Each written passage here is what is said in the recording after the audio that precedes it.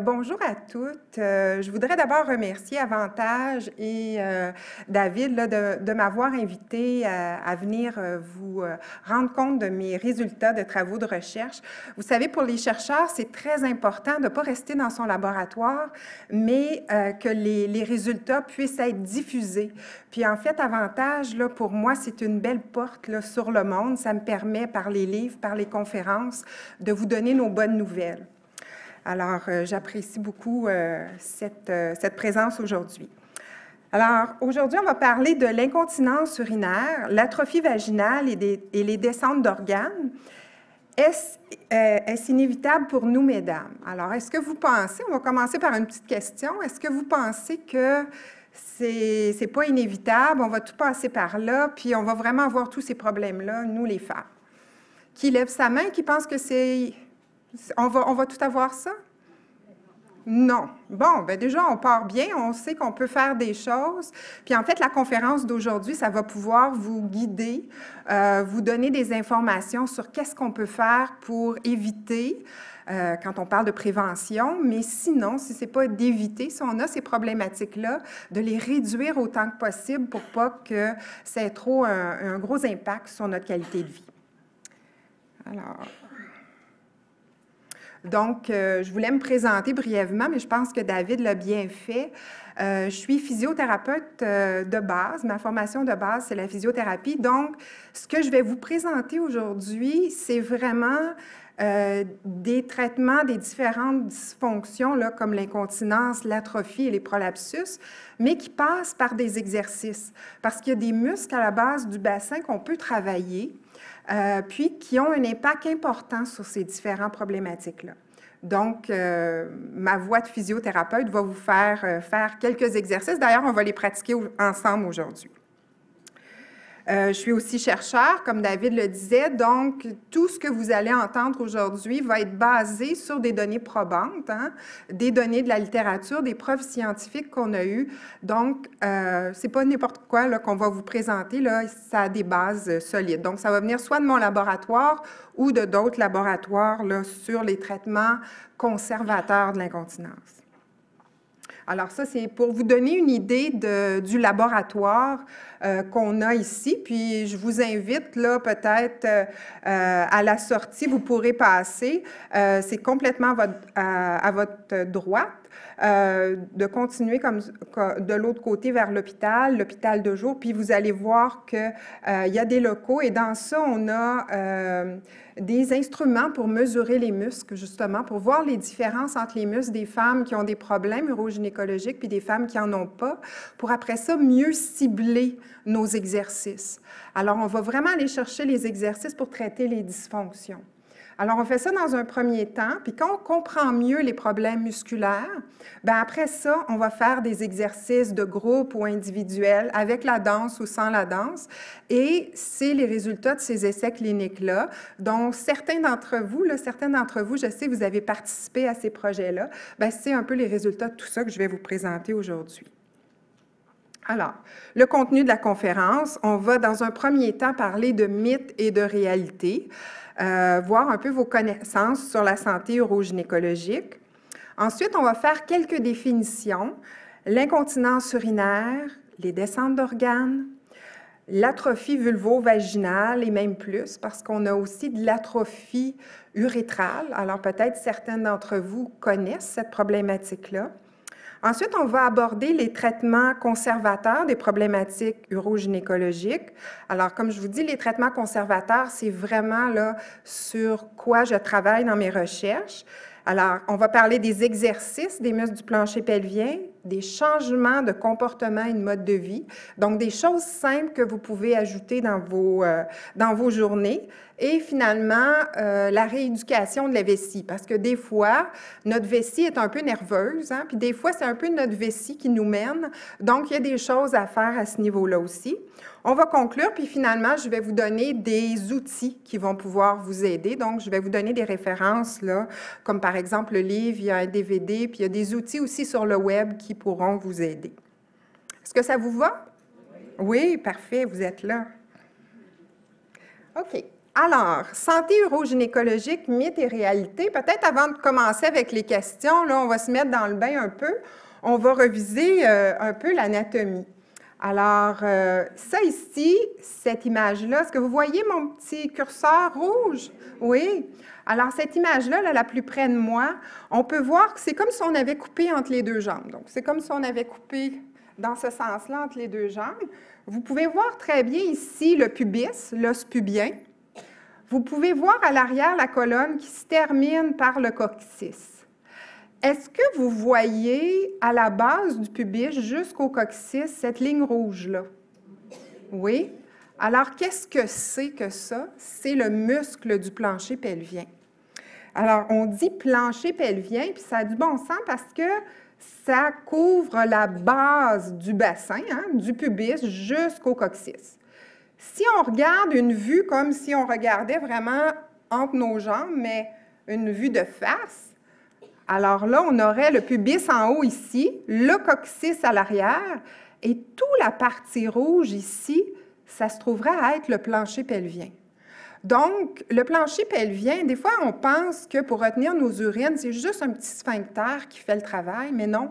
On a vraiment le plancher pelvien là, qui, à la base du bassin, vient aider le sphincter à non seulement arrêter les fuites d'urine, mais aussi à supporter les organes, puis à retenir les gaz aussi. Donc, ce muscle-là, comme vous voyez, il est à la base. Malheureusement, ce muscle-là, avec le temps, parce qu'on est en position debout, bien, avec le temps, il va s'étirer, il va s'affaiblir. Avec nous, les femmes, les grossesses, les accouchements. Avec la ménopause aussi, quand on perd de la masse musculaire, il va s'affaiblir, ce muscle-là. Avec le vieillissement, on va perdre des fibres musculaires éventuellement. Et avec la constipation, l'obésité, le tabagisme, l'obésité, bien, on fait une pression. Le tabagisme et la constipation, bien, on va pousser sur ce muscle-là. Vous comprenez ce qui arrive? Alors, il va redescendre, il va s'affaiblir, puis même aussi, peut-être même avec les hystérectomies, avec des chirurgies, où là, bien, il va y avoir plus d'espace en haut. Donc, ce muscle-là, éventuellement, il va être affaibli. On va se retrouver non pas avec un plancher pelvien, mais en vieillissant, on va se retrouver avec un hamac pelvien. Fait que ça, un hamac, ça supporte moins bien, hein? Fait que si on a un hamac pelvien, qu'est-ce qui va arriver? Bien, les organes, ils vont avoir tendance à redescendre vers le centre et c'est ça qu'on appelle des descentes d'organes. Et nos organes, ils sont ici, regardez, ils sont supportés par notre muscle. Il y a la vessie à l'avant, ici on a l'utérus et ici on a le rectum, les intestins. Alors, vous pouvez comprendre que quand ce muscle-là est affaibli, bien, il est plus bas, puis tout s'en va vers le centre, tout redescend.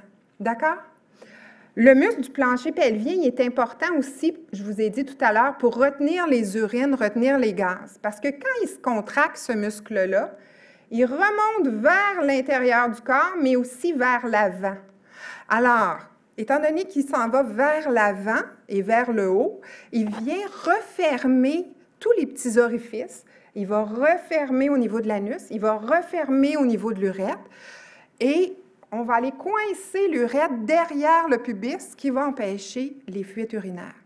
Donc, il est important qu'il soit en bonne position, qu'il y ait un bon tonus, que ça ne soit pas un hamac, mais il est aussi important de savoir comment le faire contracter pour pouvoir, si on a une toux, un éternuement, être capable de contracter au bon moment. Est-ce que ça, c'est... Vous comprenez ce que je dis? Oui? Vous êtes toujours là? Oui. Parfait. OK. Je vous avais mis aussi une image ici au niveau là, des structures, au niveau de la vulve. On peut voir ça, ça serait comme ce qui est par-dessus la musculature. Pourquoi je vous ai mis ça? C'est que ici, bon, on a le vagin, on a l'urètre, à l'avant, on a le clitoris. Toutes ces structures-là vont être influencées avec les changements hormonaux à la ménopause. Hein? Donc, on va éventuellement, puis je vais vous en parler, développer des changements au niveau des tissus cutanés et tout ça. Mais le muscle, quand il est très fort, puis quand il contracte bien, bien, il va aider à ce que tous ces tissus-là soient bien hydratés, soient bien vascularisés. Et ça aussi, ça va pouvoir avoir un impact sur les tissus. Donc, les exercices ont un impact sur le soutien, sur la contractilité, mais aussi sur les structures extérieures, parce qu'un muscle qui contracte bien, bien, ça amène des tissus plus vascularisés. C'est bon pour ça? OK. Alors là, j'y vais dans mes questions. Alors, si vous êtes très bonne puis vous avez tout bon, on peut aller dehors. Il fait tellement beau aujourd'hui. Fait que ça va être fini. Puis si vous n'êtes pas à 100 bien, on continuera un peu. Donc, l'incontinence urinaire, les descentes d'organes et l'atrophie vaginale font partie intégrante du vieillissement normal. Ça, c'est pas juste, je vous l'ai dit tantôt. Hein? Non, c'est pas vrai. Oui, c'est peut-être plus prévalent, mais c'est pas le vieillissement normal. On peut faire des choses pour contrer ces problématiques-là. Donc, c'est faux. Quelque 55 des femmes de 65 ans et plus souffriraient d'incontinence urinaire. C'est beaucoup, là. 55 c'est plus qu'une femme sur deux, là. 63 souffriraient d'atrophie vulvo-vaginale et 36 de descente d'organes. Est-ce que vous pensez que c'est vrai, ces chiffres-là? Vous êtes trop bonne? C'est vrai. C'est très, très prévalent. Donc, des fois, on pense qu'on est toute seule avec ces problèmes-là. Ce n'est pas vrai du tout, là. Hein? On peut penser, là, 55 des femmes, la moitié de nous, on a de l'incontinence urinaire. C'est quand même très prévalent, mais il y a des choses à faire, comme je vous disais. 66 des femmes ménopausées évitent l'intimité sexuelle par crainte que ça leur fasse mal, à cause justement de l'atrophie vulvo-vaginale. Est-ce que vous pensez que c'est vrai? Est-ce que vous pensez que ça peut avoir tant que ça un impact sur la qualité de vie? Vous êtes à veille d'aller jouer dehors, là, j'ai l'impression. C'est vrai, vous avez bien raison. Donc, ça touche ça aussi beaucoup de femmes et c'est malheureux parce que ces femmes-là vont s'empêcher d'être actives sexuellement, puis c'est des choses qui pourraient être améliorées. On continue. Les descentes d'organes peuvent avoir un impact sur la vidange de la vessie. Les gens qui ont... Oui, non? Hey, vous êtes tellement bonne. Pourquoi vous pensez qu'une descente d'organes pourrait faire en sorte qu'on ne soit pas capable de vider sa vessie comme il faut? Ça met de la pression. Ça met de la pression, ça pourrait être une raison. Tout à l'heure, je vais vous présenter les définitions des descentes d'organes. Vous allez voir clairement ce qui arrive. Mais effectivement, ça pourrait amener ce problème-là. Les incontinences urinaires peuvent avoir des conséquences importantes sur la santé et la qualité de vie. Est-ce que c'est vrai? Hein? Encore une fois, vous avez raison. Écoutez, c'est très important. Des fois, on dit, ah ben écoutez, madame, c'est pas si grave d'avoir des fuites d'urine. C'est pas si grave parce que c'est pas une maladie cardiovasculaire, c'est pas un problème de mémoire. Mais saviez-vous que les incontinences urinaires font en sorte que certaines femmes vont s'isoler, vont arrêter de faire de l'exercice. Il y en a même qui vont être plus dépressives. Il y a un lien aussi entre l'incontinence urinaire et les chutes. Vous savez, quand on se dépêche pour aller aux toilettes la nuit, là, puis qu'on a peur d'avoir une fuite, bien, on est plus à risque d'avoir une chute. Donc, c'est pas vrai que c'est juste un petit problème banal, ça peut amener d'autres choses. Et finalement, les traitements actuels des problématiques urogynécologiques, soit les incontinences, les prolapsus et les problèmes d'atrophie vulvo-vaginale, ces traitements-là sont efficaces dans la plupart des cas. Est-ce vrai ou faux? C'est faux, c'est vrai. Vous n'avez pas bien répondu, vous n'allez pas jouer dehors. Alors, c'est vrai. En grande majorité, les traitements vont être efficaces et donc, il y a quelque chose à faire. Alors, c'est ça mon message, il y a quelque chose à faire, mais au-delà de ça, moi, ce que je veux vous dire, puis je parle un petit peu pour ma paroisse, c'est que les traitements conservateurs, qui sont les traitements qui n'ont pas d'effet secondaire, qui sont des traitements dont je vais vous parler aujourd'hui, qui sont simples, qui sont faciles à intégrer dans nos activités quotidiennes, ils règlent plus que 80 des problèmes. Alors, c'est pour ça qu'il faut que vous écoutiez, puis vous n'allez pas aller dehors. L'incontinence urinaire. On va définir nos 3 problèmes principaux. Alors, l'incontinence urinaire, c'est quoi? C'est toute perte involontaire d'urine dont se plaint une personne. Alors, moi, j'ai déjà entendu des dames me dire, « Bien, écoute, Chantal, moi, j'ai des fuites, mais ce n'est pas de l'incontinence. J'ai juste une petite fuite quand je tousse, quand j'éternue. C'est de l'incontinence urinaire. On a tort, mais on pense que quelqu'un qui a de l'incontinence urinaire, c'est quelqu'un qui doit porter des couches, qui est très vieux, qui sent pas bon. L'incontinence urinaire, c'est toute fuite d'urine. Et éventuellement, si on ne s'en préoccupe pas, ces fuites d'urine-là vont augmenter en nombre, en quantité, et ça va devenir un problème de plus en plus important. OK? Donc, ce n'est pas banal, une petite fuite. Et laissez jamais quelqu'un vous dire, comme des patientes, des dames m'ont dit, « Écoutez, madame, vous avez eu 3 enfants, c'est normal d'avoir des petites fuites d'urine. » C'est pas normal. Vous pouvez, avec des exercices, régler cette problématique-là, ou du moins la réduire suffisamment pour que ça ait moins d'impact sur votre qualité de vie. OK? Alors, laissez-vous pas dire ça, ça peut se régler. Il existe 5 types d'incontinence urinaire. Alors, 5 grands types. Il y a l'incontinence d'effort, d'urgence, l'incontinence mixte, par regorgement et l'incontinence fonctionnelle. Aujourd'hui, on va aborder les 3 premières parce que ce sont les incontinences qui touchent le plus les femmes, le plus aussi les femmes avec l'âge, en prenant de l'âge. L'incontinence par regorgement, ça touche plus le monsieur qui a un problème de prostate, hein, qui a de la misère à vider sa vessie, puis qu'éventuellement, par trop plein, il va avoir une incontinence de regorgement. Donc, je vous en parle comme ça, mais ce n'est pas ça qui va nous toucher.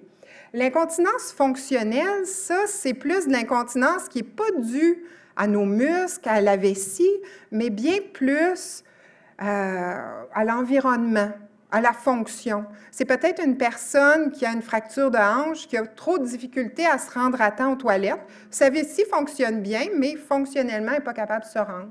C'est peut-être une personne qui a un problème de cognition, un problème d'Alzheimer, puis qui ne réalise pas qu'il faut qu'il aille aux toilettes. Ça, c'est de l'incontinence fonctionnelle. Donc, on va parler des 3 premiers. Vous êtes toujours là? Oui. Parfait. Donc, l'incontinence d'effort, peut-être certaines d'entre vous se reconnaissent. C'est une fuite accidentelle d'urine. Alors, habituellement, c'est quelques gouttes ou un jet. C'est jamais des grandes quantités. Et ça va se produire lors de différentes activités physiques, lors d'un effort. Alors, ça peut être quand on tousse, quand on éternue, quand on rit. Fais-moi pas rire, je vais faire pipi dans mes culottes. Hein? Vous avez déjà entendu ça? Soulever un objet. Ma tante est en train de laver ses fenêtres la semaine dernière, hein, c'est le printemps. Puis elle disait, « Chantal, quand je lève mon châssis comme ça, elle avait des fuites urinaires. » Alors, probablement que quand elle faisait cet effort-là, elle bloquait sa respiration. Et là, ça faisait une pression sur son muscle, sur sa vessie, puis l'urine s'écoulait. OK? Donc, en soulevant des objets, en poussant des choses, ça peut arriver. Quand on pratique une activité physique, si on marche un petit peu plus rapidement, si on court un petit peu, ça pourrait nous arriver. Donc, ça, c'est l'incontinence urinaire d'effort. L'incontinence urinaire d'urgence, maintenant. C'est un peu différent. C'est une fuite involontaire d'urine qui est accompagnée ou immédiatement précédée d'une envie soudaine et pressante d'uriner. Alors, il faut toujours qu'il y ait une envie pressante d'uriner et que là, on ne soit pas capable, avec la contraction de notre muscle, de pallier à cette envie-là qui nous commande. Généralement, c'est une plus grande quantité. Et là, je vais vous donner l'exemple type. Vous arrivez à la maison et là, vous mettez les clés dans la porte. Puis là, ça vous démange, là. Vous ouvrez la porte rapidement, vous vous dépêchez d'aller aux toilettes, et là, ça peut se produire en se rendant aux toilettes. Ou même des fois, on est rendu aux toilettes, puis c'est quand on se déboutonne le pantalon, là, que là, on a de la misère à se rendre, là, comme il faut à la toilette.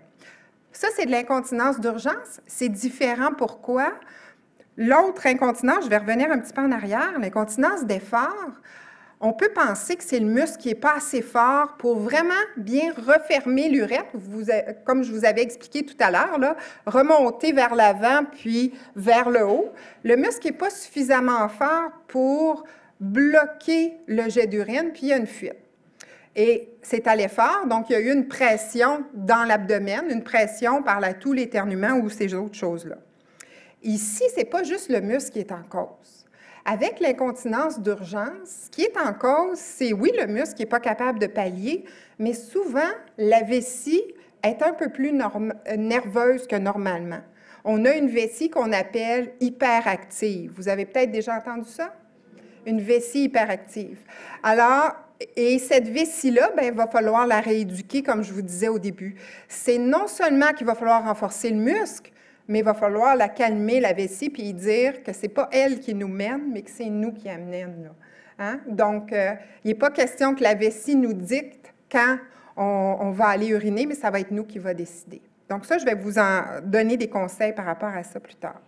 Alors, un petit peu plus embêtant, cette incontinence-là, parce que c'est une plus grande quantité. Peut-être la problématique la plus grande, et c'est ça qu'on voit en vieillissant, c'est l'incontinence mixte. Qu'est-ce que c'est que l'incontinence mixte? C'est la combinaison des deux incontinences dont je vous ai parlé.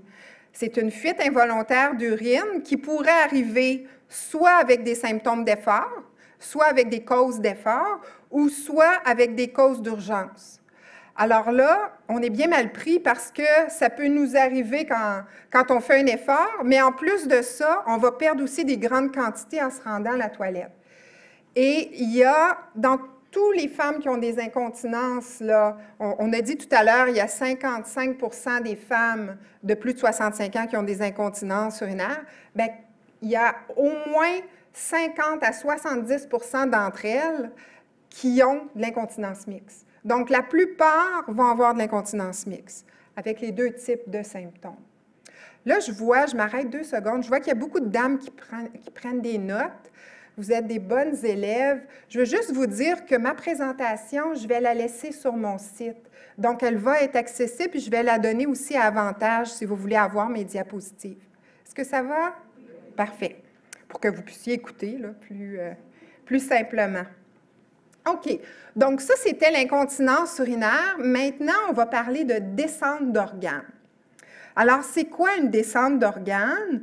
Une descente d'organes, c'est une descente d'un organe à travers le vagin où vous avez déjà peut-être entendu parler de prolapsus.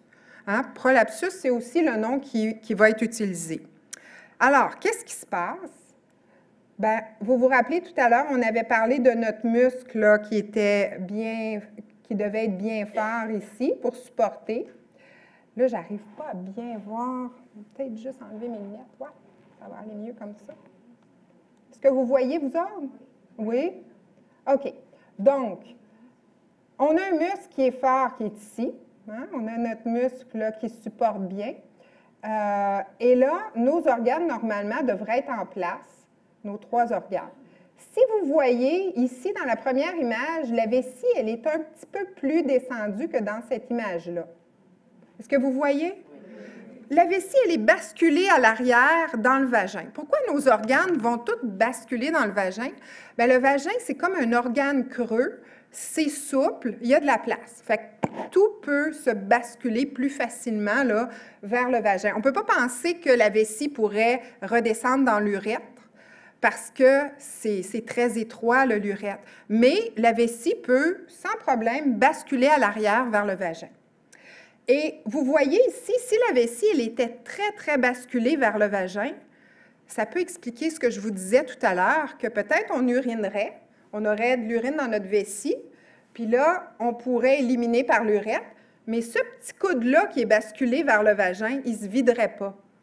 Et là, qu'est-ce qui arriverait? C'est qu'après, on va se lever de la toilette, puis en se levant, en se penchant vers l'avant, bien, notre vessie se repositionnerait, puis des fois, en se relevant de la toilette, ça vous est peut-être déjà arrivé, bien, il y a des petites gouttes retardataires qui continuent. Ou des fois, on va se lever, puis on va dire, bien, coudonc, j'ai l'impression que ce n'est pas tout vidé. Est-ce que ça se peut que ma vessie ne soit pas complètement vidée? Bien oui, parce qu'il y avait cette petite pochette-là qui s'est repositionnée. OK? Donc, la descente de vessie, c'est la vessie qui bascule à l'arrière et quand elle est assez importante, elle peut créer justement une petite pochette qui fait en sorte qu'on ne videra pas complètement notre vessie, puis qu'on va avoir des pipis plus fréquents ou sinon on va avoir des gouttes retardataires. Est-ce que vous comprenez bien ça? Vous êtes tellement bonne. Deuxième image, est-ce que vous voyez comparativement à la première image que l'utérus semble redescendu? Hein? L'utérus semble plus bas. OK? Bon, le premier cas, la descente de vessie, c'était une cystocèle. Le deuxième cas, c'est une hystérocèle ou prolapsus utérin. Là, tout simplement, l'utérus redescend dans le vagin. Puis encore une fois, c'est quoi la cause? Bien, le muscle est affaibli. On a également des ligaments qui supportent l'utérus, qui supportent la vessie, mais ces ligaments-là, ils ne peuvent pas faire la job tout seuls. Si le muscle est relâché, éventuellement, ils vont être surchargés, puis ils vont s'étirer et se déchirer. Donc, la descente d'utérus. Si vous avez eu une hystérectomie, vous savez, la grande opération, bien, à ce moment-là, vous n'avez plus d'utérus, mais on a refermé en haut, au niveau du col. Bien, ça se pourrait éventuellement qu'on ait une colpocèle, que le col redescende aussi dans le vagin. Et là, on va appeler ça différemment. On n'a plus d'utérus, donc on appelle ça une colpocèle. Rectocèle, regardez la dernière image. Cette fois-là, on voit qu'il y a un bombement du rectum dans le vagin. OK? Vous le voyez vers l'avant, le rectum, il était un peu plus bombé comparativement aux deux autres images. Et là aussi, on va avoir de la difficulté à vider notre rectum. On va avoir des selles qui vont rester pris dans cette petite pochette-là. Et là, bien, ça va nous prendre peut-être plus de papier de toilette. Hein? On va avoir vraiment de difficulté à vider. Et des fois, il y a même des dames qui vont mettre un doigt à l'intérieur du vagin là, pour venir comme pousser ou tenir la paroi postérieure du vagin pour être sûr que la selle puisse s'éliminer. Hein? Donc, ça aussi, c'est problématique. OK? Donc, ça vous donne une bonne idée des différentes descentes d'organes. Les plus fréquentes, l'entérocèle, c'est une descente des intestins, c'est beaucoup plus rare, par contre. OK? Vous me suivez toujours? Atrophie vulvo-vaginale. Atrophie vulvo-vaginale, c'est l'amincissement de la peau. Donc, l'amincissement de la peau et des tissus de la vulve et du vagin dû à une diminution de l'estrogène secondaire à la ménopause. Alors, comme je vous ai dit, à la ménopause, il y a des changements hormonaux et ces changements hormonaux vont avoir un impact sur les tissus du vagin. Alors, d'une muqueuse qui est quand même très épaisse à l'intérieur du vagin, on va avoir une muqueuse qui va vraiment devenir mince, atrophique. C'est pour ça qu'on parle d'atrophie vaginale. On dit atrophie vulvo-vaginale parce que même les tissus extérieurs, même la vulve, la peau, ces tissus-là vont aussi s'atrophier. Okay? Donc, une muqueuse moins épaisse, des tissus plus atrophiés. Généralement, la sécheresse vaginale, c'est le premier symptôme de l'atrophie vaginale. OK? Alors, les dames vont dire, j'ai l'impression que c'est sec à l'intérieur. Ça va amener, quand on a des activités sexuelles, ça va amener une sensibilité, tout frottement, que ce soit par l'activité sexuelle, que ce soit dans le sous-vêtement, que ce soit en position assise. On va sentir qu'il y a un frottement, il y a une douleur qui s'installe. C'est sensible à ce niveau-là. C'est trop sec. OK? Alors, c'est un peu ça qui, plus ça va aller, cette sécheresse-là va devenir inconfortable puis va devenir de la douleur. Et c'est un petit peu pour ça que je vous disais qu'il y a certaines femmes qui vont arrêter d'avoir des activités sexuelles parce que ça va être trop douloureux. Ils vont avoir des douleurs ou peur d'avoir des douleurs. Mais ils vont arrêter aussi d'autres choses parce qu'ils vont être même inconfortables en position assise dans des changements de position.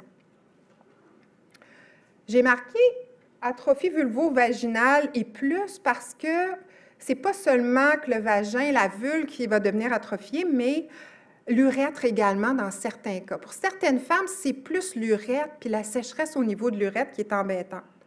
Alors, cette sécheresse-là va être secondaire à l'atrophie, à l'amincissement des tissus muqueux, mais cette fois-ci au niveau de l'urètre plutôt qu'au niveau du vagin.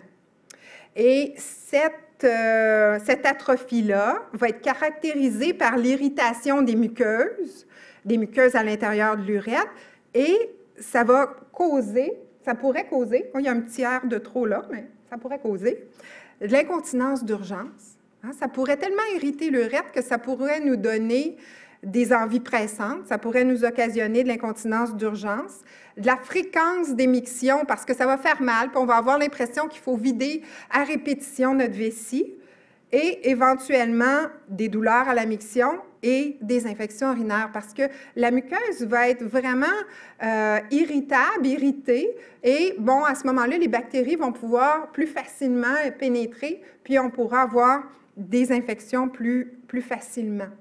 OK?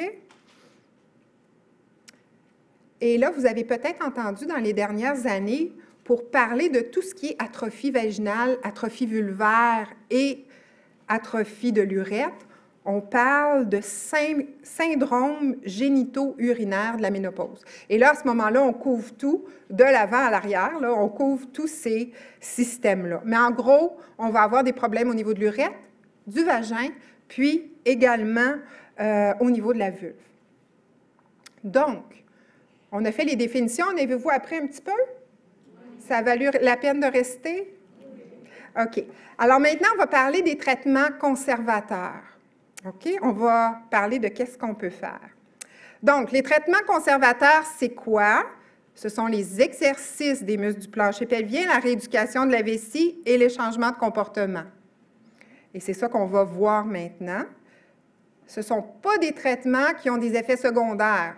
Alors, le seul effet secondaire que vous pourriez avoir aujourd'hui en faisant les exercices, ça serait peut-être demain là, de sentir que vous avez le périnée en compote un petit peu, là, comme si vous faisiez du vélo la première fois au printemps. Là. Je ne sais pas si vous avez essayé les Bixi encore, là, mais ça se pourrait qu'en travaillant un peu aujourd'hui, vous sentiez ça. Mais il n'y a sûrement pas de douleur, il n'y a sûrement pas d'effet secondaire et ça n'empêche pas que si ça ne fonctionne pas à 100 bien, on pourra aller éventuellement vers d'autres traitements. OK? Mais en règle générale, ça aide beaucoup ces traitements-là. Donc, là, il commence à faire froid un peu, fait que je pense qu'on va bouger. Je vais vous faire quelques exercices du plancher pelvien, puis ça va vous réchauffer un petit peu. Je pense qu'on fait attention. Il faisait trop chaud tantôt, donc on essaie de refroidir, mais là, je pense que ça va se normaliser. Avec les exercices, ça va aider. Donc, les exercices du plancher pelvien, qu'est-ce qui est important dans un premier temps à faire? C'est de bien identifier la contraction du plancher pelvien. Et ça, on fait ça en position assise, puis en fait, ça tombe bien parce que vous êtes toutes assises, donc on va pouvoir le faire maintenant. Pourquoi c'est important d'être capable de bien faire les exercices du plancher pelvien? Vous avez vu tout à l'heure, c'est un muscle qui est caché, c'est un muscle qui est interne, donc c'est pas évident de savoir si... Est-ce que vous savez présentement si je fais une contraction de mon plancher pelvien? Si vous le savez, vous êtes bien bonne. Parce que c'est ça, c'est interne, donc c'est vraiment très difficile. Un bicep, hein, on le sait, on le voit, on sait qu'on travaille le bon muscle, mais le plancher pelvien, c'est pas aussi évident. Donc, c'est pour ça qu'il faut vraiment bien apprendre à le faire. L'autre raison, c'est pas évident, mais aussi, en faisant le mouvement contraire, on pourrait se faire beaucoup, beaucoup de tort. Alors, si vous faisiez, plutôt que de faire une contraction, si vous poussiez vers le bas, hein, comme pour aller à la selle, par exemple, puis que vous répétiez ça à tous les jours comme exercice, éventuellement, vous augmenteriez vos problèmes plutôt que de les régler. OK? Alors, il faut s'assurer de faire le bon mouvement, de serrer le muscle puis de l'aspirer vers l'intérieur et de ne pas le pousser vers l'extérieur. Est-ce que c'est clair pour vous, ça? Parfait. Donc, asseyez-vous confortablement sur vos chaises. On ne prend pas de questions, je suis désolée, mais je vais essayer d'expliquer le plus possible. Puis à la fin, vous viendrez me voir. Donc, asseyez-vous confortablement. Ouvrez un peu vos jambes là, pour vraiment que le périnée là, soit bien assis sur votre chaise. Puis que vous sentiez bien là, votre périnée sur votre chaise. On se penche peut-être un petit peu à l'avant là, si on est trop à l'arrière. On veut vraiment bien sentir notre périnée. Donc, vous pouvez voir l'image de la dame là, sur l'écran. C'est ma maman. Elle a accepté de faire le modèle pour moi. OK. Donc, dans cette position-là, j'aimerais ça que vous fermiez vos yeux pour être plus concentrés. Vous allez serrer comme pour retenir les urines, les gaz. Donc, pensez à serrer, retenir les urines, retenir les gaz. Aspirez votre muscle vers l'intérieur du corps, vers le haut, vers le nombril, et maintenant relâchez. Si vous avez bien fait le mouvement, et la plupart d'entre vous, je n'ai pas rien vu, je n'ai pas vu d'épaule comme ça. Il y en avait quelques-unes, par exemple. Ce n'est pas dans les épaules, OK? Donc, si je n'ai pas vu bouger, c'est parce que vous faisiez probablement le bon mouvement. Mais il faut vraiment sentir que le périnée, là, il va s'éloigner de la chaise. Ça va vraiment vers l'intérieur. Est-ce qu'il y en a certaines qui l'ont senti? Oui, ce mouvement-là vers l'intérieur. Ce que je ne veux pas que vous sentiez, mais vraiment pas, c'est une poussée vers le bas. Donc, étant assise, je ne veux pas que vous ayez l'impression que vous poussiez comme pour aller à la selle. Ça serait vraiment pas bon parce que ça augmenterait la pression sur le muscle. Alors, quand on a compris comment le faire, bien là, il s'agit de le répéter. Mais c'est la partie la plus difficile, hein, de faire nos exercices, d'être adhérent puis de continuer. Alors, nos études nous montrent que le renforcement doit se faire sur 12 semaines au minimum pour avoir des bons résultats, donc sur 3 mois. Et on fait 4 exercices à tous les jours. Et ces exercices-là sont basés sur nos découvertes dans nos laboratoires. Dans le premier mois, on travaille en position couchée parce que c'est plus facile, on peut bien isoler le muscle. Dans le deuxième mois, on va travailler assis, donc on va travailler contre la gravité. Puis là, encore une fois, c'est possible de le faire, puis c'est pas trop difficile. On est supporté par la chaise, mais un peu plus quand même que la position couchée, parce que là, on va contre gravité. Troisième mois, position debout, qui est la position habituelle où on a des fuites. Hein? Généralement, ça ne nous arrive pas couché, mais plus quand on marche ou quand on est debout.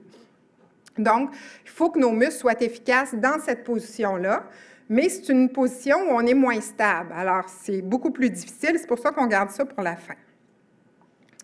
On va faire quelques exercices ensemble. Alors, comme je vous dis, mes 4 exercices, ils sont basés sur nos résultats de recherche. On a vu que les femmes qui avaient des descentes d'organes, des incontinences et de l'atrophie vaginale avaient des difficultés au niveau de la force, et au niveau de 3 autres éléments que je vais vous montrer tout à l'heure. Donc, au niveau de la force, ce qu'on va faire ensemble, je vais vous demander d'inspirer, d'expirer, et puis de contracter le plancher pelvien maximalement, comme pour retenir les urines et les gaz, et on va compter tout haut en gardant la contraction. 1, 2, 3, 4, 5, 6, et on relâche. 6 secondes de contraction. On prendrait, si on le faisait dans le programme d'exercice, 12 secondes de repos et on répéterait ça 6 fois. Et ça, c'est le premier mois, en position couchée. Est-ce que vous avez trouvé ça difficile? Pas pire. J'ai entendu là, des gens qui avaient l'air d'avoir de la difficulté à bien respirer. Si vous avez de la difficulté à respirer, c'est important de ne pas bloquer votre respiration, parce que si vous bloquez votre respiration, vous poussez vers le bas. Donc, c'est important de respirer. Si, pour vous, juste d'inspirer et d'expirer, c'est difficile, comptez avec moi. Vous allez voir que quand on compte, quand on parle, on est obligé de respirer. OK? Donc, 6 secondes, on relâche pendant 12 secondes et on fait, dans le programme d'exercice, 3 séries de 10 contractions, relaxation, pour un total de 30 contractions. Et on prend 1 minute de repos entre chaque série. Donc, comme je vous ai dit, prenez pas là, la peine de tout transcrire ça. Ça va être disponible pour vous, et c'est disponible aussi dans le livre, dans le DVD et même sur notre site Web. Donc, vous pourrez avoir accès à cette information-là. Alors, est-ce que ça vous va, la force? Vous comprenez le principe de la force? Deuxième exercice, la coordination. On s'est aperçu que les femmes qui avaient des fuites d'urine à l'effort avaient de la difficulté à retenir les urines avec l'atout, l'éternuement, mais qu'en fait, là, ils ne pensaient pas à serrer avant. Donc, cet exercice-là, ça vous aide à penser à serrer avant et pendant la toux pour qu'éventuellement, ça devienne un réflexe, puis qu'à chaque fois que vous allez tousser, vous allez penser à moi, puis vous allez serrer avant et pendant votre toux. OK? Ça ne me dérange pas, vous pensez à moi quand vous allez tousser. Donc, on va le faire ensemble, vous êtes d'accord? Alors, on inspire, on expire, puis on contracte le plancher pelvien maximalement, on retient les urines, les gaz et on aspire. En gardant cette contraction-là, on tousse, petite toux. On relâche, juste une petite toux, hein? Pas en étouffement, on n'est pas rendu là encore. Petite toux, ensuite on relâche notre muscle.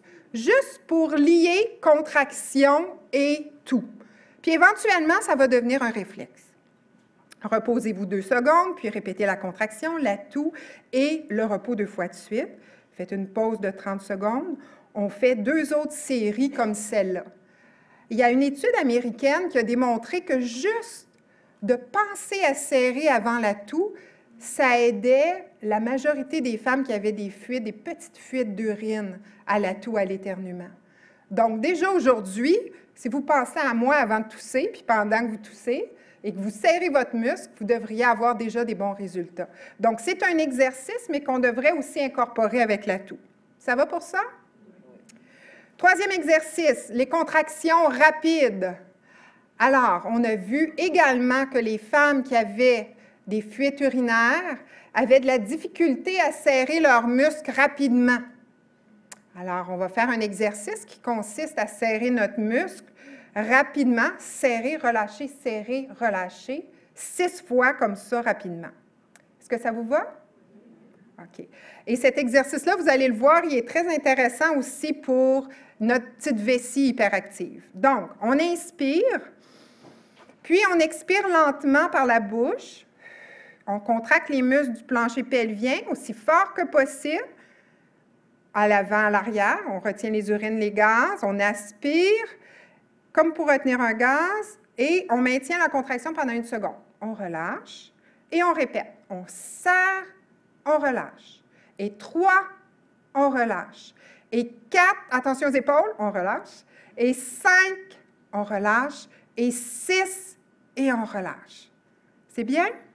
Alors, des contractions rapides, là, je ne l'ai pas fait si rapidement que ça, mais plus vous le pratiquez, plus vous pouvez être rapide. Puis en fait, c'est très important. Si on pense à quand il nous arrive une toux, un éternuement, il faut être capable rapidement de réagir. Ces contractions rapides-là sont aussi très intéressantes quand on a une envie pressante. Alors, si vous avez une envie pressante, de faire des contractions rapides comme ça envoie le message à la vessie de se calmer parce qu'en bas, là, c'est serré. OK? Et ça fonctionne très bien, les contractions rapides, quand on a une envie pressante. Je vais y revenir tout à l'heure. 4e et dernier exercice, une autre chose qu'on a pu observer, c'est que les femmes qui ont de l'incontinence, des descentes d'organes et de l'atrophie ont des problèmes d'endurance de leur plancher pelvien. Alors, on va faire l'exercice d'endurance. Et là, c'est un peu plus difficile. Ça consiste à serrer, faire une contraction modérée. Est-ce que vous savez ce que je veux dire par modéré? C'est comme si on serrait un peu, mais pas au maximum. On serre un peu. Après ça, on va serrer maximalement. Puis après ça, on va desserrer un peu, mais on ne va pas arrêter complètement. Puis après ça, on va relâcher. Donc, c'est comme si on allait à 50 de notre contraction, au maximum. On revient à 50 puis après, on relâche.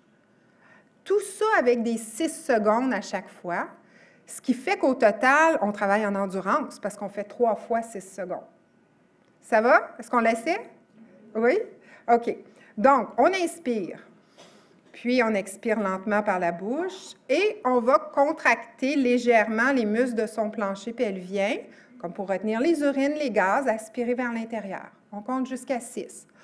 1, 2, 3, 4, 5, 6. Maximalement maintenant, sans arrêter. 1, 2, 3, 4, 5, 6. On redescend un peu, mais pas complètement. 1, 2, 3, 4, 5, 6. Et là, on relâche complètement. Hein? C'est du travail, hein? C'est du travail. Vous étiez bonne, il n'y avait pas trop d'épaules qui levaient, là. Hein? Je voyais que vous commencez à le prendre, cet exercice-là, à le maîtriser. Alors, l'exercice d'endurance est aussi très important parce qu'il donne plus de tonus aux muscles et le plancher pelvien, plutôt que d'être très relâché, bien, il va revenir dans une position plus de plancher que de hamac. OK? Donc, ça, c'est intéressant à ce niveau-là. Parfait. Alors, les exercices, comme je vous dis, vous avez à les répéter 5 fois semaine pendant 3 mois.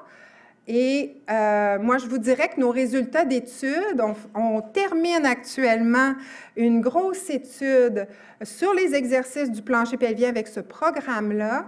On avait 364 dames qui ont participé. Et en grande majorité, à 90 %, les dames disent ne pas vouloir d'autres traitements. Elles sont satisfaites. Elles ne sont pas toutes complètement sèches. Il y en a certaines qui ont encore des fuites, mais elles sont toutes améliorées et elles sentent qu'elles ont les outils pour pouvoir continuer à maintenir leurs acquis. OK? Alors, ça fonctionne. Ce n'est pas des blagues, mais il faut le faire, il faut le répéter. La rééducation de la vessie maintenant. La rééducation de la vessie, ça, c'est si on a notre vessie. Vous vous rappelez l'incontinence d'urgence de tout à l'heure? Les clés dans la porte? Bon. Alors, si on a une vessie qui est un peu trop nerveuse, il faut la rééduquer. Essayez d'aller aux toilettes seulement lorsque vous avez envie.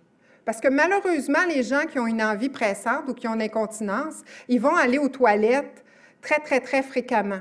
J'ai des dames qui me disaient, bien moi, je vais aux toilettes aux heures pour être sûre de ne pas avoir d'accident. Est-ce que vous pensez qu'en allant aux toilettes aux heures, on entraîne notre muscle? On le désentraîne, notre muscle. Il va s'atrophier par lui-même parce qu'on ne le sollicite jamais. Et notre vessie, elle, parce qu'on ne la remplit jamais, elle va perdre la capacité, un peu comme notre estomac. Hein? Si on ne mange pas beaucoup, là, ben, on va perdre un peu de capacité, puis là, tout d'un coup, c'est Noël, puis on se met à manger beaucoup, puis on a mal au ventre, hein? Parce qu'on a perdu un petit peu de capacité. Bien, la vessie, c'est la même chose. Donc, essayez d'aller uriner seulement lorsque vous avez envie. Évitez les au cas où. Hein? J'irai pas parce qu'au cas où que, allez-y pas aux heures. Si vous partez pour 2 heures en voiture, je comprends, mais si vous allez faire quelque chose à l'extérieur pour 10 minutes, aller dans le jardin, puis vous venez d'y aller il n'y a même pas 1 heure, bien, laissez votre muscle travailler un peu. Prenez le temps de bien vous asseoir et de vider votre vessie afin que celle-ci soit complètement vidangée. Ça réfère à notre descente de vessie, là. Si on n'est pas bien assise à la toilette, si on n'est pas assis complètement, là, vous voyez, là, même, on peut même mettre un petit banc pour avoir les jambes remontées un petit peu pour être bien à plat. Si on est assis juste sur une fesse là, parce qu'on est trop pressé, la vessie ne se videra pas complètement. OK? Donc, c'est bien important de vider complètement la vessie, peut-être même de se pencher vers l'avant et vers l'arrière quelquefois, se bercer sur la toilette, comme j'écris. Alors là aussi, pensez à moi, bercez-vous sur votre toilette, d'avant en arrière. Vous allez voir, ça va vous aider à éliminer. Et surtout, poussez pas, parce qu'on ne veut pas affaiblir encore plus le plancher pelvien. Essayez de vous retenir. Quand vous avez un petit peu envie, puis vous êtes à la maison, bien, dites-vous, moi, bien, ça fait juste 1 heure que je suis allée, peut-être que je pourrais essayer de faire un petit 15 minutes de plus. OK? Donc, donnez-vous des petits défis. Peut-être pas un 15 minutes la première fois, peut-être un 1 minute, 2 minutes, mais évitez d'y aller trop souvent. Le but, c'est de pouvoir vous retenir environ 2h30 à 3h. C'est ça qui est la normale. Et là, vous allez me dire, oui, mais ça dépend ce qu'on boit. Bien, si on boit normalement dans la journée 1 litre, 1,5 litre, on devrait être capable de faire 2h30 entre les mictions. Sinon, bien, c'est parce qu'on a mal habitué notre vessie, donc il faut changer les choses, mais progressivement. Lorsque vous avez une envie pressante, les clés dans la porte, qu'est-ce qu'on fait? OK, partez pas à courir, là, parce que là, si vous courez, qu'est-ce qui va arriver? Pouf, pouf, pouf, de pression sur le plancher pelvien, ça va affaiblir votre plancher pelvien, vous allez avoir une fuite. Si vous êtes capable, s'il y a une chaise, asseyez-vous, ça va faire une petite pression sur votre plancher pelvien. Essayez de respirer plutôt que de bloquer votre respiration. Pensez à autre chose. Il y a une dame qui me disait, « Chantal, quand j'arrive à la maison, je mets les clés dans la porte, puis c'est immanquable. Je sors de l'auto, j'ai pas envie, là. Mais dès que j'arrive près de la porte, ça commence. Puis plus j'approche de la maison, puis j'ouvre la porte, puis là, je me rends jamais aux toilettes. » Fait que là, j'ai dit, pourquoi pas penser à autre chose? Pensez donc à votre petit chat. Qu'est-ce qu'il fait, mon petit chat? Il est-tu en train de manger? Il est-tu derrière la porte? Est-ce qu'il m'attend? Jouez-vous des tours, là, parce qu'il y a un conditionnement qui est fait avec votre cerveau, là. Vous n'aviez pas tant envie que ça, là, avant. Donc, jouez-vous des cours, puis pensez à autre chose. Aussi, faites vos contractions rapides, comme on a parlé tout à l'heure. Donc là, vous êtes debout, ou vous êtes assise, vous avez votre envie. OK, vous ne bloquez pas votre respiration, vous essayez de faire 8 contractions rapides, ou de maintenir une contraction pendant au moins 8 à 10 secondes, pour bien informer la vessie, calme-toi, c'est serré en bas, là, ça ne sortira pas. Calme-toi. Puis éventuellement, votre vessie va se calmer. Si l'envie pressante d'urine n'est pas disparue, répétez ce mécanisme-là. Je ne vous dis pas que ça va marcher la première fois que vous allez le faire, mais avec la pratique, avec le renforcement du plancher pelvien, on voit que les dames dans nos projets de recherche sont capables de contrôler ces envies pressantes-là. Donc, c'est possible. Changement de comportement maintenant et d'habitude de vie. Alors, il y a des choses qu'on peut faire dans nos activités de tous les jours, il y a des choses qu'on peut faire dans notre vie qui vont nous aider au niveau des problèmes d'incontinence, de descente d'organes et aussi nos problèmes d'atrophie vaginale. L'obésité, c'est un facteur de risque de l'incontinence. Donc, essayez autant que possible de garder un poids santé. Il faut faire attention, c'est surtout le gras abdominal, c'est surtout ce qu'on a autour de la taille qui fait pression sur notre plancher pelvien. La toux chronique augmente les risques d'incontinence. Si vous toussez, vous éternuez à répétition, c'est sûr que ça va avoir un impact, ça va affaiblir votre muscle. Donc, consultez votre médecin, arrêtez de fumer, puis essayez là, d'éviter de tousser et d'éternuer constamment. Donc, si vous avez un problème d'allergie ou un problème là, de pneumonie, traitez-le. La constipation, c'est aussi un problème, la constipation. Parce que si on pense qu'on va à la toilette et qu'on pousse à répétition, on va affaiblir notre plancher pelvien, on va étirer les ligaments qui soutiennent les organes, donc éventuellement, on va développer ces problèmes-là. Alors, manger des fibres, des céréales, des grains entiers, les kiwis aussi sont intéressants parce que les kiwis, vous savez, c'est gélatineux. Ça aide là, les sels à passer dans les intestins. Manger des pruneaux également. J'espère que la dame qui tousse là-bas contracte son plancher pelvien. Si vous mangez des fibres, pour vous, hein, c'est une bonne toux. Si vous mangez des fibres, n'oubliez pas de boire de l'eau. Hein, parce que si on mange des fibres puis on ne boit pas suffisamment, on va constiper, là. Donc, ce n'est pas une bonne idée. Alors, c'est important de boire suffisamment. On dit 1 à 1,5 litres de liquide par jour. C'est 3 petites bouteilles d'eau. Ça peut être de l'eau, mais ça peut être aussi autre chose. Ça peut être des soupes, ça peut être le liquide qu'il y a dans vos fruits, dans vos légumes aussi, là. Bougez. Marcher, bouger, surtout après les repas, là, si on prend une bonne marche, ça accélère le travail des intestins. Vous pouvez également faire un massage des intestins pour faciliter. Oh là, c'est comme si tout le monde s'est mis à tousser, hein? C'est contagieux. Donc, faites le massage des intestins pour encourager la motilité intestinale. Ça, le massage, il est décrit aussi sur notre site, puis dans le livre et le DVD. Évitez de pousser pour évacuer. Donc, allez à la selle quand vous avez envie, mais évitez d'aller là puis d'attendre. C'est plus les messieurs hein, qui prennent leur revue puis qui attendent là. Nous autres, on ne fait pas ça. On n'a pas le temps, tout ça. Mais évitez de faire ça. Allez aux toilettes quand vous avez une bonne envie, puis autant que possible, évitez la poussée. Assurez-vous d'être bien assise encore une fois, parce que si on n'est pas bien assise, bien souvent, c'est là que c'est difficile de bien évacuer. Changement de comportement et de mode de vie, la consommation de caféine. Alors, vous le savez peut-être, celles qui ont des envies pressantes, hein? Tout ce qui est caféine, café, thé, Coca-Cola, ça va nous donner des envies plus pressantes. Alors, faites attention à ça. Je ne vous dis pas d'éliminer complètement. Je vous dis juste de choisir vos batailles, là, hein? Il y a aussi de la caféine dans le chocolat. Et tous les aliments aussi qui sont irritants pour la vessie, bien, il y a l'alcool, il y a les aliments acides, comme les tomates, par exemple, les mets épicés, les agrumes. Alors, si un soir, vous allez au théâtre ou vous allez au cinéma puis que vous allez au restaurant avant, faites bien attention de ne pas prendre un verre de vin avec un spaghetti très épicé, un gâteau au chocolat puis 2 cafés, parce que vous ne ferez pas là, toute votre pièce au complet. OK? Donc, choisissez les moments où vous prenez des irritants de la vessie. Privilégiez plutôt la soupe, le lait chaud, du jus de canneberge, qui est bon hein, également pour les infections urinaires, ou de l'eau citronnée. Donc, évitez vraiment les éléments qui ont plus de caféine.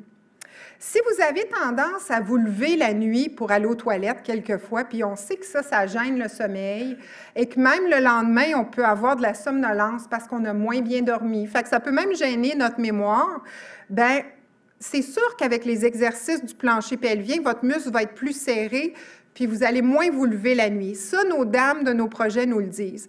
Mais en plus, si vous avez tendance à faire un petit peu d'enflure au niveau des jambes, allongez-vous. Allongez vos jambes en fin d'après-midi pour que justement ce drainage-là d'enflure se fasse plus en soirée. Vous allez aller uriner, puis ça ne se fera pas toute la nuit. Est-ce que vous comprenez ce principe-là? Parfait. Conseil hygiénique. Alors ça, c'est plus en lien avec l'atrophie vulvo-vaginale. Utilisez des savons doux et non parfumés qui entrent en contact avec la région vulvaire. Vous savez, ce n'est pas si sale que ça, là, cette région-là, donc on n'a pas à frotter tant que ça.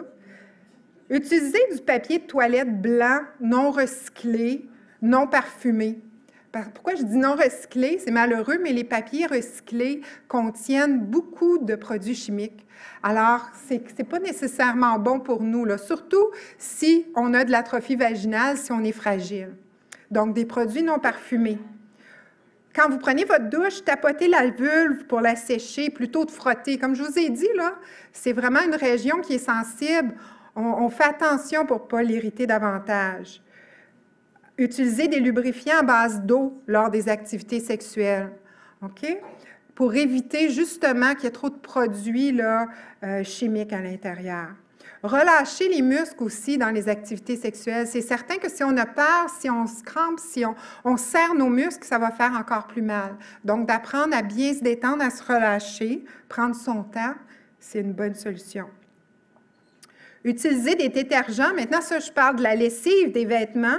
Utilisez des détergents non parfumés, des détergents doux pour vos sous-vêtements ou tout autre type de matériel qui sont en contact avec la vulve. Alors, des bas de pyjama, des vêtements d'exercice, des serviettes de bain. Donc, lavez pas ça avec des savons très forts parce que ça pourrait vous irriter. Portez des sous-vêtements blancs, 100% coton autant que possible. Ça aussi, ça va moins vous irriter.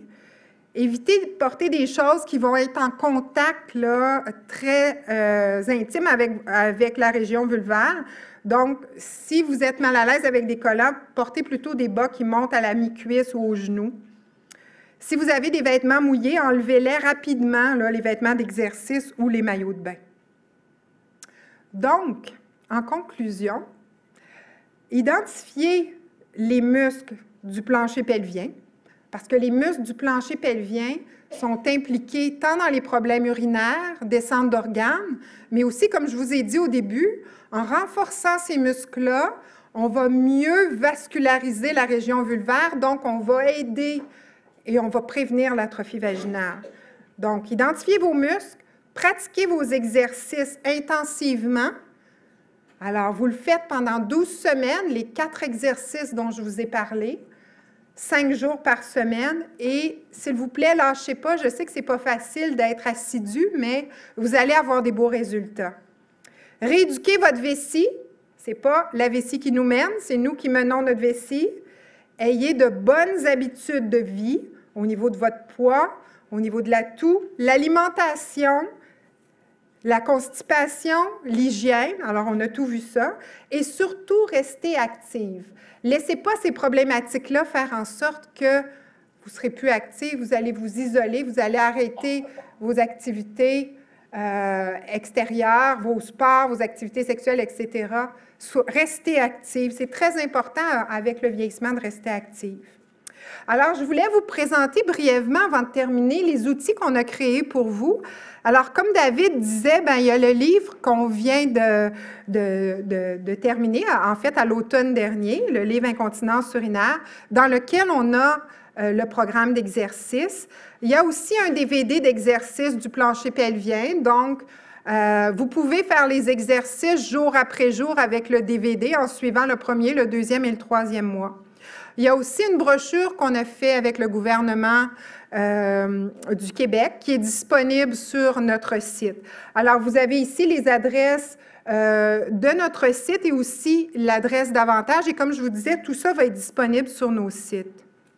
D'autres outils pour vous aider, on a un site web, mon laboratoire, et on est constamment à la recherche de dames qui voudraient participer à nos projets de recherche.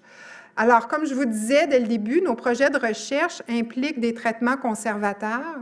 Alors, ce sont des classes d'exercices, ce sont des traitements pour l'atrophie vaginale, des traitements pour les prolapsus. Alors, il y a mon assistante de recherche, Yvonne Ruella, qui est à l'extérieur. Si vous êtes intéressé à laisser votre nom après la présentation, ça lui fera plaisir de prendre votre nom. Et si on a des projets qui pourraient vous aider, bien, à ce moment-là, on pourra vous rappeler. Et vous pouvez suivre, là, on a de mois en mois, d'année en année, les nouveaux projets auxquels là, on va participer. Et c'est des projets qui sont financés par les gouvernements fédéraux et provinciaux. Donc, c'est vraiment des projets sérieux, puis, comme je vous dis, sans effet secondaire. Et finalement, si vous voulez voir nos bons coups, ben, on a aussi une page Facebook. Donc, aimez-nous, vous allez voir non seulement nos résultats de recherche, nos publications, mais également, vous allez voir que nos étudiants gagnent des prix et tout ça. Donc, vous pouvez aller sur notre site web pour rester à jour avec nos activités. Donc, je vous remercie de votre présence. Vous avez été très agréable. Et puis, j'espère que je vous ai appris là, 2 ou 3 petites choses aujourd'hui. Alors, merci, bonne continuité.